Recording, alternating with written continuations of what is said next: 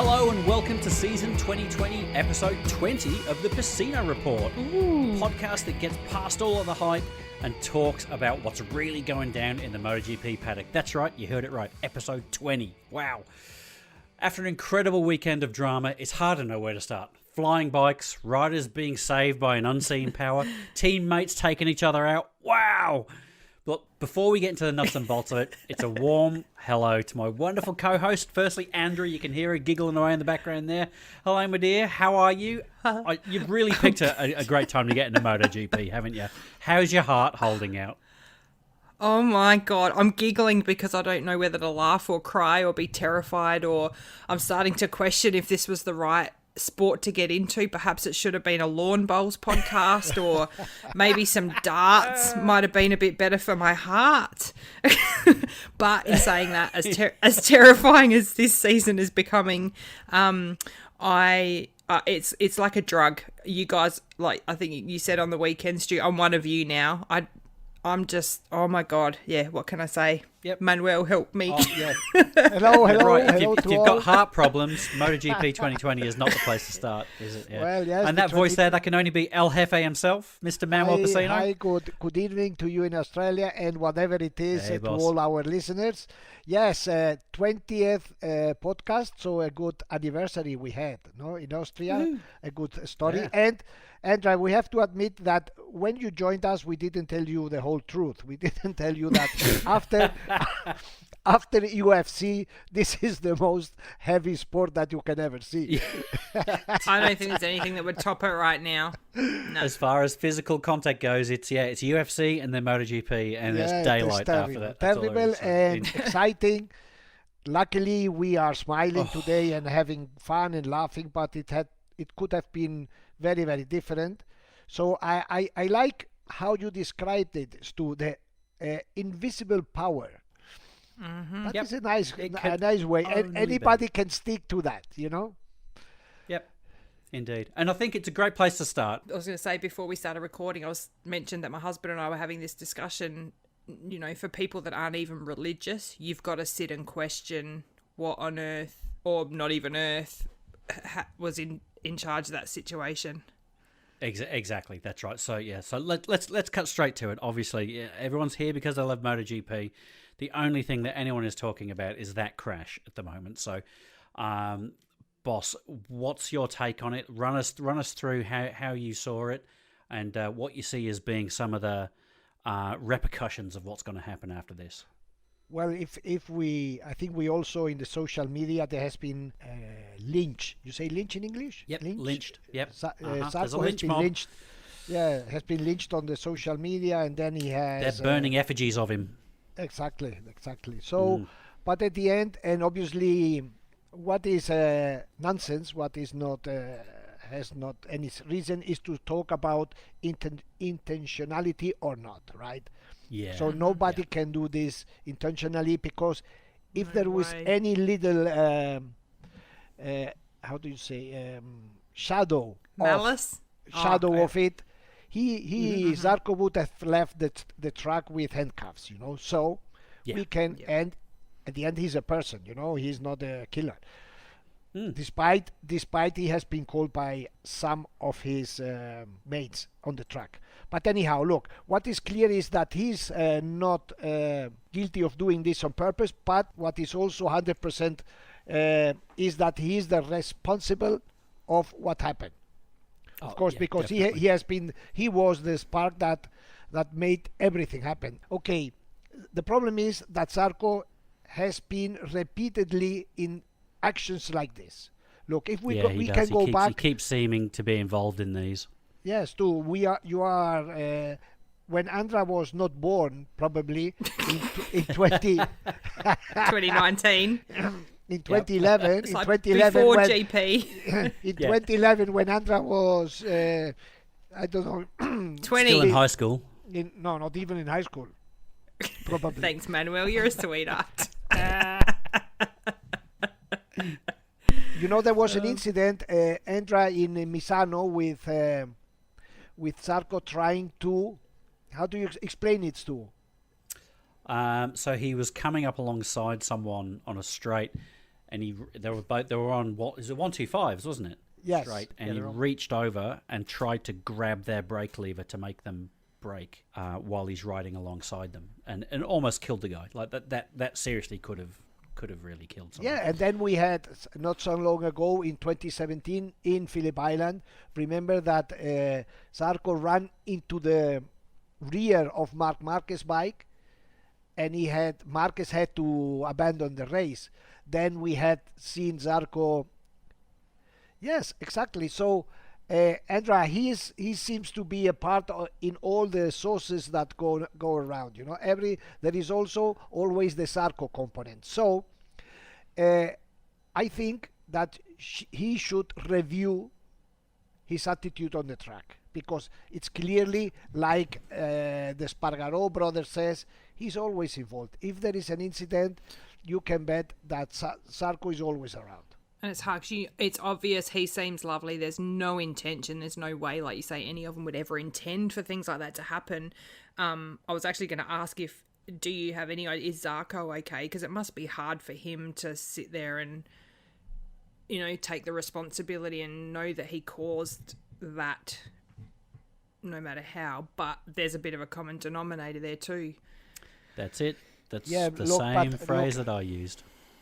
Let me explain you something. What I think that I am still surprised that we haven't heard anything about from the race direction, right? So the race direction, who are the ones who should explain to the world exactly what happened and who is wrong, who is right, they are silent. And this is there's a lot are about they the meeting track. Thursday? They're meeting Thursday with both guys have been told to go and front up to race direction this Thursday, haven't they? Yes. So maybe they're just keeping quiet until then. Yeah, no, but 3 days have passed already, you know. So and the responsible of this race direction is a guy called Freddie Spencer, and Freddie Spencer in charge of race direction? Yes, he's the one, and he was introduced in the race direction because as a rider and as a world champion, it's supposed that he has a criteria, you know, everything. So we can discuss, but a rider can say, no, look, what happened is this, and this. No one word. So what for is Freddie there? And to do it 3 days before the next Grand Prix, in my opinion, makes no sense. Yeah, exactly. There's been talk about the track as well. Sorry, Andra, because you know what happened? Right. They are feeding all this crossfire, you know, all this bad atmosphere. But the silent, it's a silent that makes noise. You understand? Yep. Yeah. So you can cut silence this. is deafening. Yeah. If the race direction comes out and said, "Hey, Zarco, you did this and this and this. There was no intention. What we just spoke, but said by somebody who has representation, but not saying anything, feeds this crossfire in social media and everywhere. Yep, 100%. Andra. So what about, there's been talk about the track as well, that corner's unsafe. I think there'd been posts from Casey Stoner from years ago. I saw where he posted and went on, just saying this isn't the safest track, and listening to the riders after what happened on the weekend, I think the majority of them mentioned that that part of the track's really unsafe. Yeah. Yes, that part of the track is unsafe, but there are other tracks with unsafer situation. Look, if you have the opportunity, Andra, to watch a race in Austin, there is a part in Austin, Stu, remember, in the back where they do the S's, 1S. There, if somebody crashes in the first, the bike crosses the track twice. Yeah. Okay, and I remember perfectly having spoken this with Mr. Carmelo Speretta, the CEO of Dorna, and he told me I will is point he the out one with the nice shorts? He was wearing amazing lederhosen on the weekend. They were fantastic. Please, next time we're talking to Senor Carmelo, Manuel, please let him know how much we loved his lederhosen. Sorry, carry on. My worry is that if we go to Texas, he will dress some cowboy Or Is if we that go, a thing? or if we boots. go to Spain, he will dress like a torero. This is the big question mark now. Yeah. Does he? Is this common? Does he dress in like the dress of the place? No, they're not. No, Yeah. never, ever. I haven't It's the seen him first- do it very often. No. I think he should. I think it's a great Yeah. gimmick thing. Lead from the top. Like you and your dressing gown, Stu. Ah, Yeah, this okay. is Then in Phillip Island, he should dress like a penguin. Exactly. Or a seagull. Yeah, a seagull. Penguin just wears a tuxedo, just his penguin suit. Okay, so- going back to, I don't know, we were talking about Carmelo in Austin said to me with very very harsh. What do you expect? The tracks are how they are, and we have to race there. Period. Okay, but they say now the track at that point is dangerous, but at the end, like Valentino said, our sport is a danger sport. This is something that we have to live with. But again, mentioning Valentino, he said the problem is that in the last year riders have got too aggressive, and he says, and I mean this in all categories. He says in Moto3, he said if you watch the Moto3 riders racing, they just hit it, they crash each other, and when they go up with this way of racing, that's how it ends in MotoGP.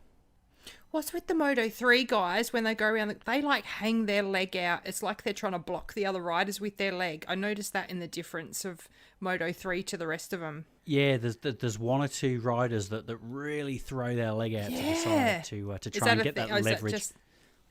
It looked like they're actually trying to stop. I never really got to find out why they do this, because some say, okay, what they are throwing with this leg is the center of gravity more into the corner, Transferring the weight onto the inside of the bike, so the it will bike turn. flips quicker. Yep. To do with their weight, because I noticed Remy doesn't do it, but he's obviously carrying a bit more weight. He mustn't need to do it. No, because he's riding a big bicycle, a Moto2. So, but the Moto2 riders still bring their leg out a bit A lot on of the them still do corners it. before Maybe- but Maybe we'll have a look over the next few weeks, Andra. Maybe it's the smaller guys that do it a lot more because they haven't got the body weight to that's what was just flip my the bike over, observation. yeah. well, yes, this is a story, yes, with the legs, but at the end you never know. Lorenzo, for example, Jorge Lorenzo didn't use it when he was in Yamaha, but started to use it sometimes when he was with Ducati. So it has to do probably with the way to help the bike to flipping after the braking. But the situation is, look, for looking from outside is like, wow, he has one leg just out, and how does he control that bike at 300 per hour, like shaking with just one leg and two arms? So it's really amazing. No, I was just gonna get us back to the subject we were talking about before with the guys growing up in Moto3 being ultra aggressive and, like you say, swapping paint and banging into each other. That doesn't stop when they get to Moto2 either. Those guys in Moto2 are ultra aggressive as well. No, because they are used to race like that. Look, in Italian there is a saying that is staccare in faccia. Translated means breaking in the face. And this is exactly what Valentino, the term Valentino used to explain what Zarco did. He told me, look, he just overtook Morbidelli, and then suddenly he braked in front of him.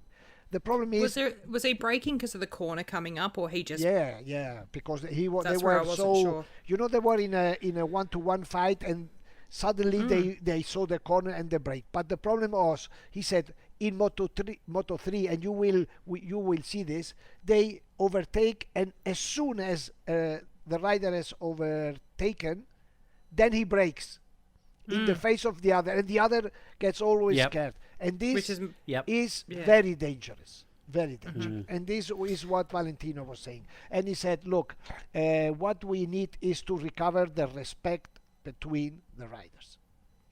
So what I was going to say before fits in where, from my observation, so say, what was that first race that I watched with Marquez riding like a crazy person to get back up to the front? That's, he can ride like that. That was unsafe. Is it because these riders are going, oh, I can see this top champion riding a little bit wilder than crazy. Maybe I'll do that too. It's become the norm. Andra, very good. You brought a very fantastic point. Fantastic point. Thank you. I will go now. Yeah, because look, there hasn't been a rider who has ridden harsher than Mark in the last year. So if the champion, and you're going to look up to your champions. exactly, Right. if the champion does it, if nobody complains at the end, if he does it, why shouldn't I do it? Okay, so And Mark, he didn't hurt anyone, but he bloody could have. no, and Mark has pushed out of the track many riders, but it was Mark and it was the Honda rider. Now it's Zarco who is Mr. Nobody in another team, and so on. And we had, I had this discussion last night in an Italian TV, and suddenly somebody come out and said, "Hey, don't talk just about Mark Marquez. Remember." An Italian rider who won a race without doing the last corner, just jumping over a chicane. That was Valentino Rossi. Mr. Valentino Rossi. What did he do? In Assen. Well, Tell you me have what to see race. this. I And say. then this guy was true. He said, look, he jumped over the chicane. He didn't do the last corner of the race, and they gave him the win. So if you bring out the list, Stu, there is everybody has something on that list. Exactly. There's always going to be some opinion on it, realistically. But, I mean, going back to that point about Valet, yes, I agree. He won the race, didn't take the last corner. But why didn't he take the last corner? Because he was almost nerfed off by Marc Marquez. That's why he had to go out and miss that corner. So, yeah, exactly. So, can I just ask, do we know, is Zarco okay? Yeah. He's getting some pins in his hand, I think. He might have, maybe his scaphoid. I think he might have done a similar injury to what Cal did the other week. But he's going to try and ride this mentally weekend. as well. Like, is he... He must be in a bad place. He must be copping it. Yeah, exactly. You can't cop that much flack from not just social media, but from his peers as well. Yeah. As we say, like Franco Morbidelli's out for blood. He's quite clearly saying it was Zarco's fault, and he wants him penalised.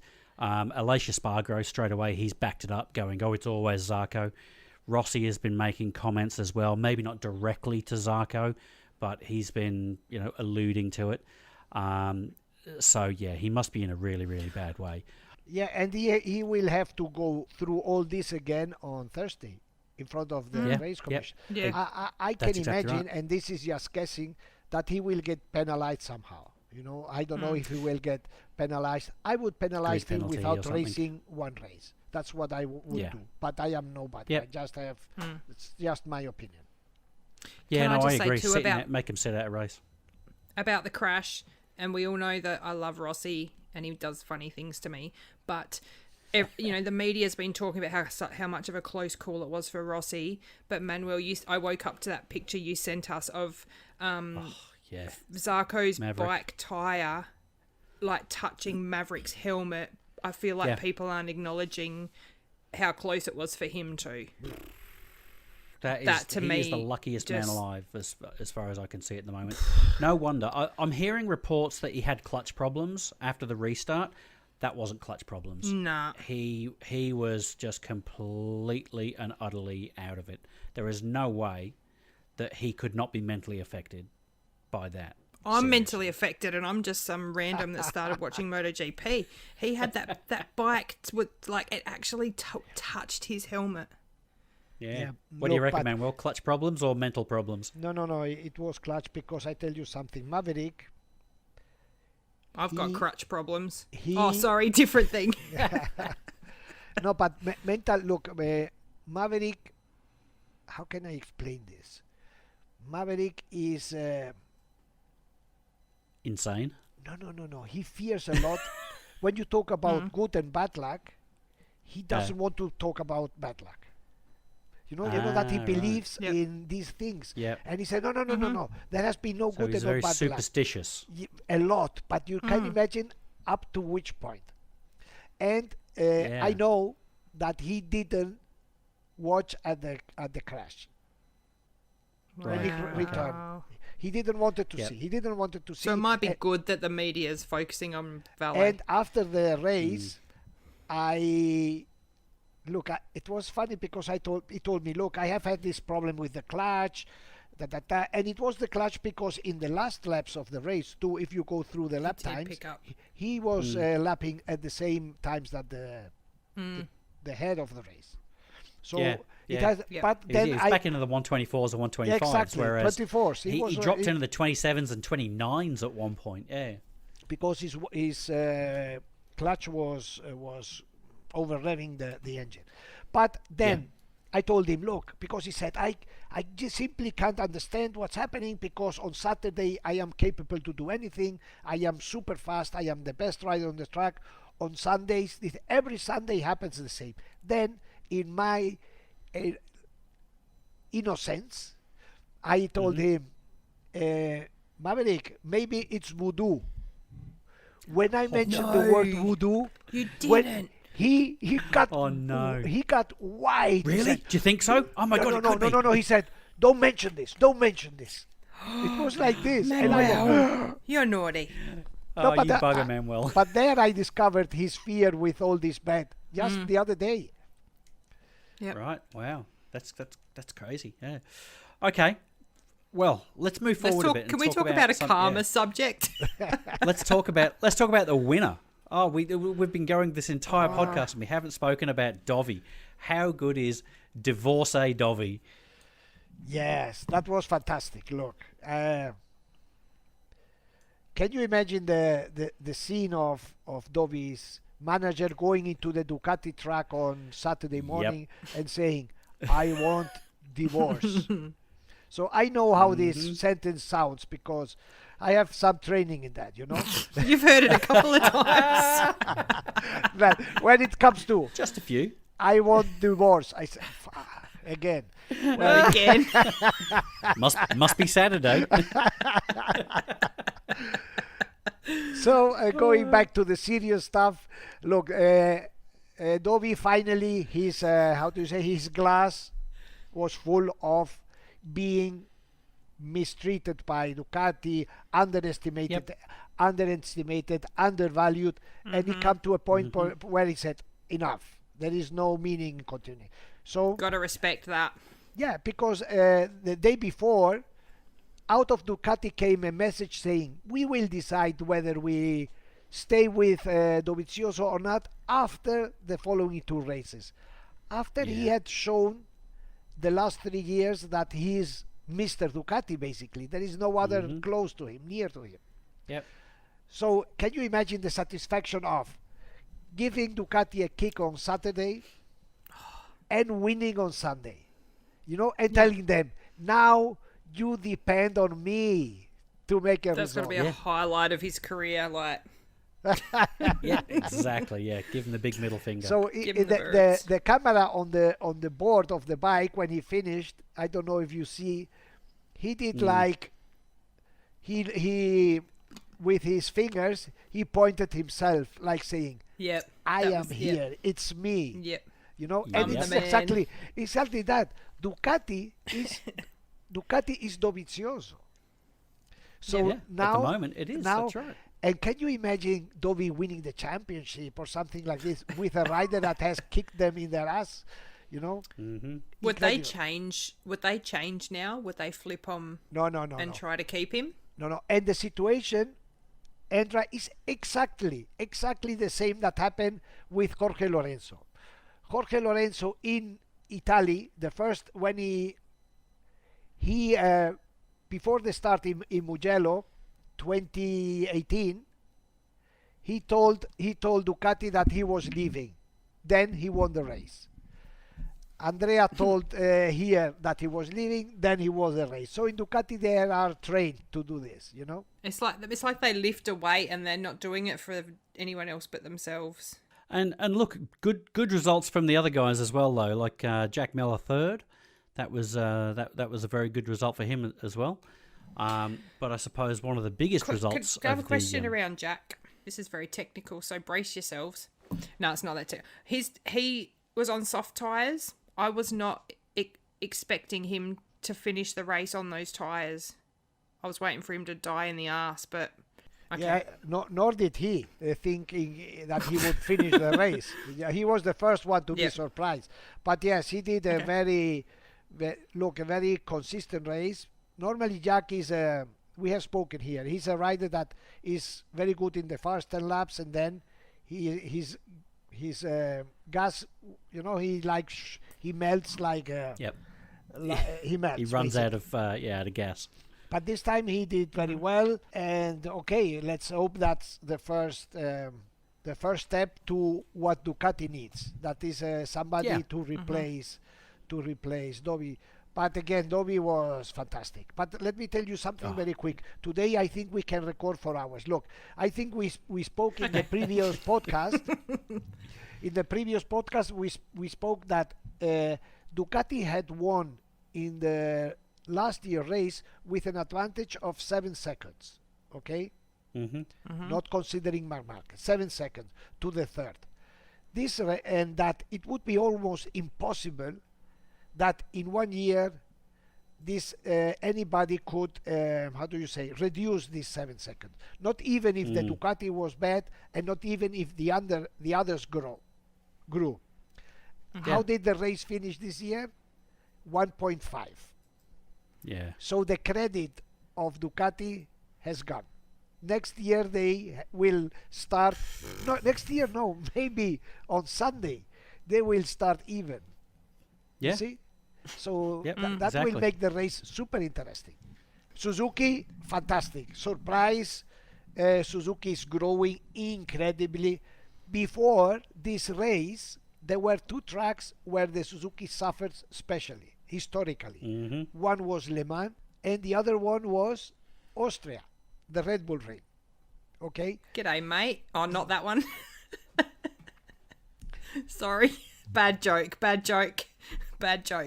All right. So what happened? And since the beginning of the weekend, they were up there. So something really changed on the bike. So I went to speak with. Now we do it all virtual.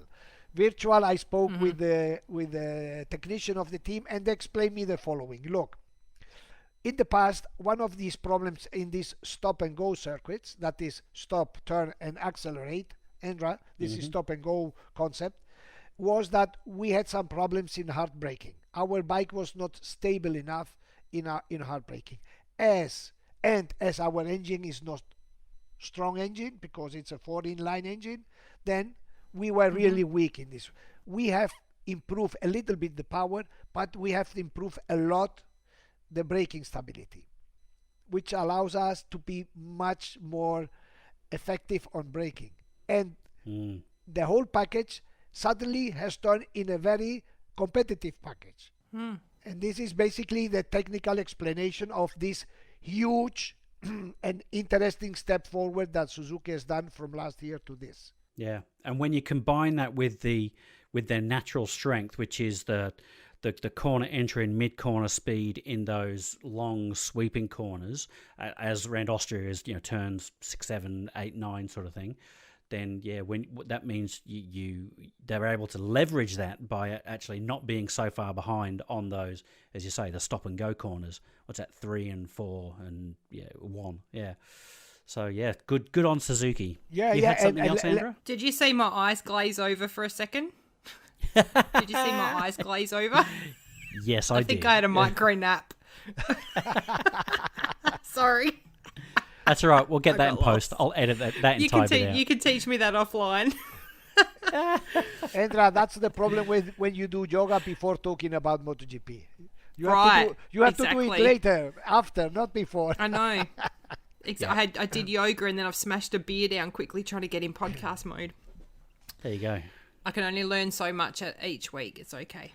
Okay, so to finish Suzuki, I am really curious to see what will happen in that second race that we will have in 3 days. We'll start the Grand Prix again. Yep. And this, having 2 Grand Prix on the same track, we saw it in Barcelona, but now so many people have the experience, and who is going to grow, who is going to be at the same level. Nobody will be worse than in the previous race. So I'm the gonna be watching quantity like this. of improving will be the key of the story. Yeah, definitely. Yeah, no, I'm really happy to see my boy Mir, get up. And I think Rins was just a moment where, as you said beforehand, before we started recording, Manuel, he just pushed the front that bit too hard. Hopefully, he can be one of the people that learns from that, and we can see both those Suzukis getting up towards the podium. Andra. My husband's definitely, we were talking about it before we started recording. My husband and I are watching all the races now, and he's just like, Suzuki, and he's a mad Rins fan, so he was Excellent. very excited on the weekend. Good stuff. Yeah, and Davide Brivio, who is Suzuki's manager, told me that he has done a very big step forward. He says that he races very calm, he's very solid, and all the indications that he gives to the technician are very precise, and this makes that they don't get lost. So this is also very important. Rins has so much self-confidence that he and the bike allows him to feel exactly what's going on and to understand, and then he transmits this to the technicians. Perfect. Oh, Brilliant. can I mention a social media thing?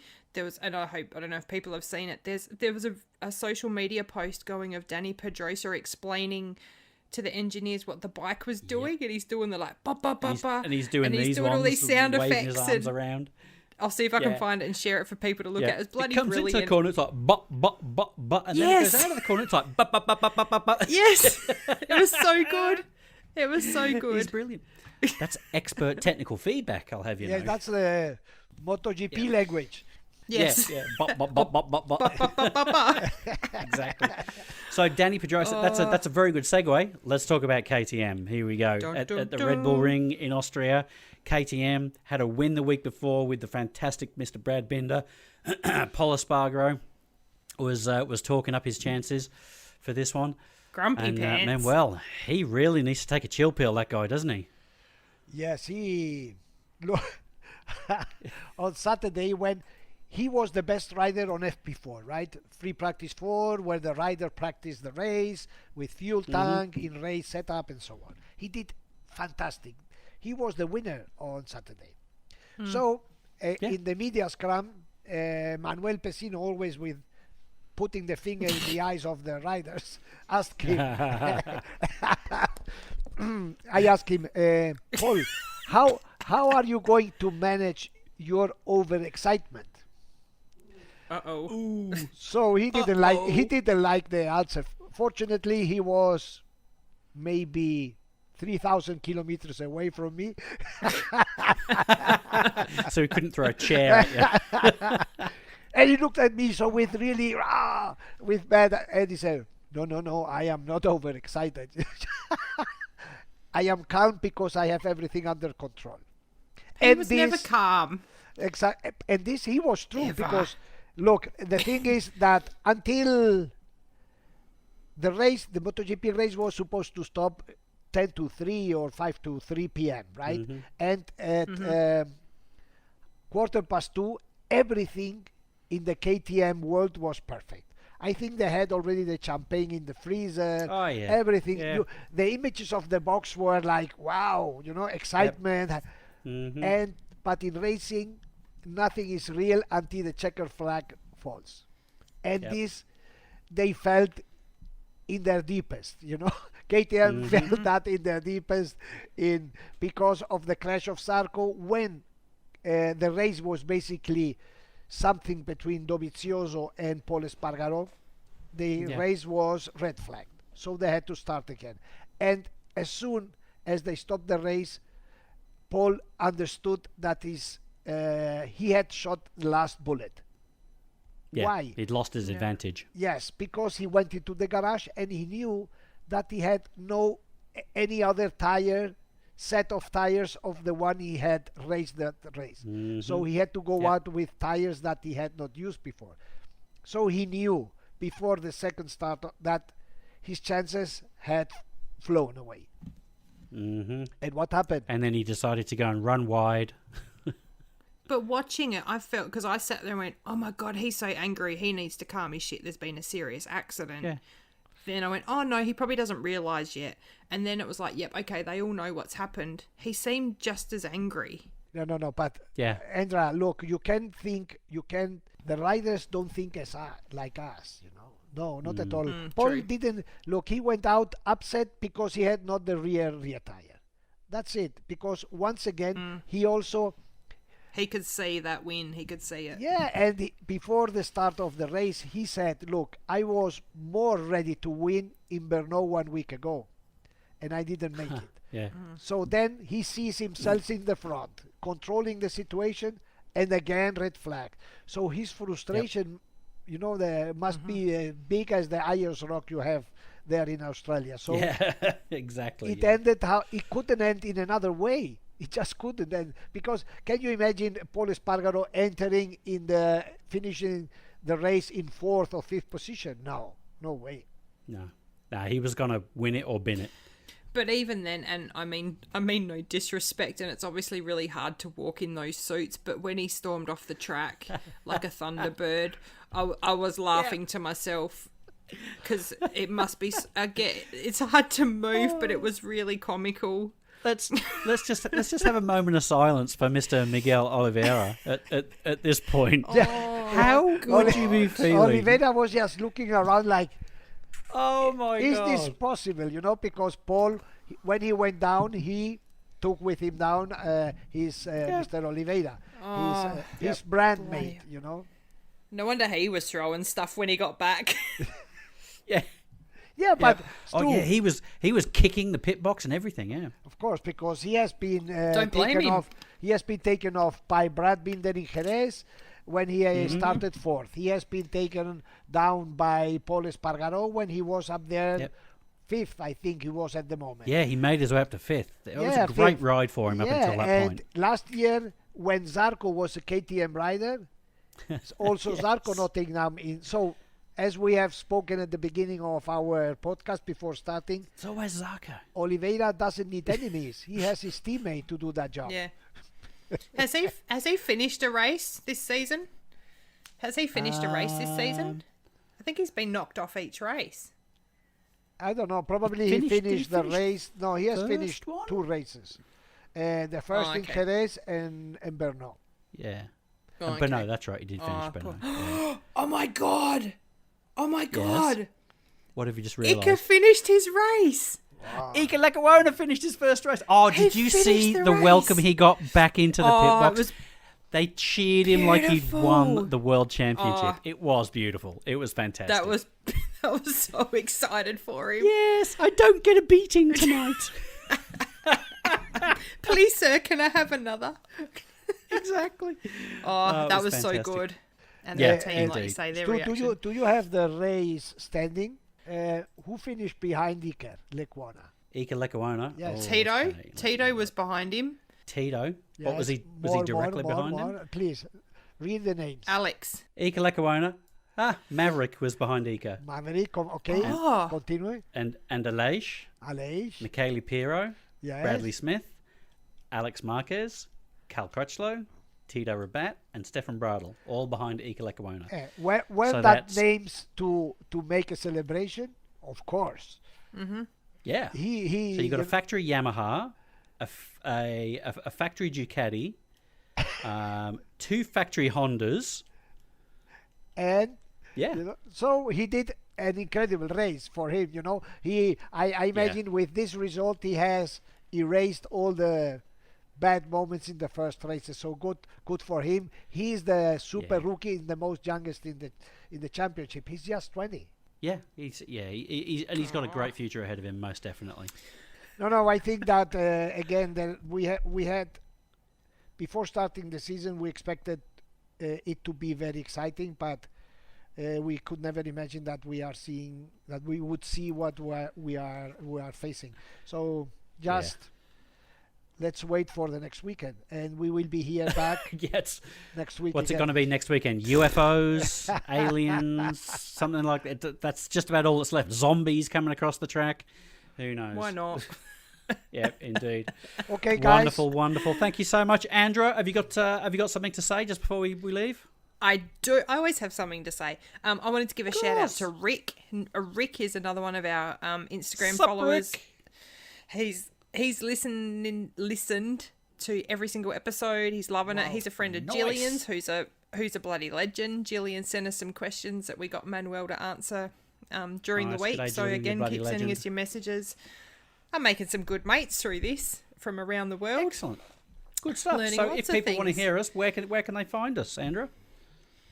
On our podcast. Oh, is that what? This is Hey, the that's bit where what you do you the outro. Remember? Oh, Roger, you were like, where can they hear us? I'm like, right here. On Instagram, we're all over Instagram. We got, I've lost it now. Andrew _ the Pecino Report, Stu, Quick Draw, 73. Quick draw 73. but there's no U because he's a bit tricky. There's no U. And Manuel on pecinogp, but you've got your website. I'll let you talk about that so I don't mess it up. Yes, pecinogp has very interesting stories, especially one that what is happening off track.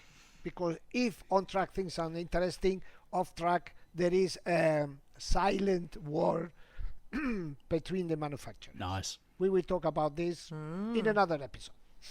Lovely. Ooh. Lovely. All right. Thank you so much, everybody. As you heard, you can you get onto pecinogp and get all the latest news, and we look forward to hearing you on the next episode of the Pecino Report. Thank you so much, everyone. Dun, dun, Bye. dun. See ya.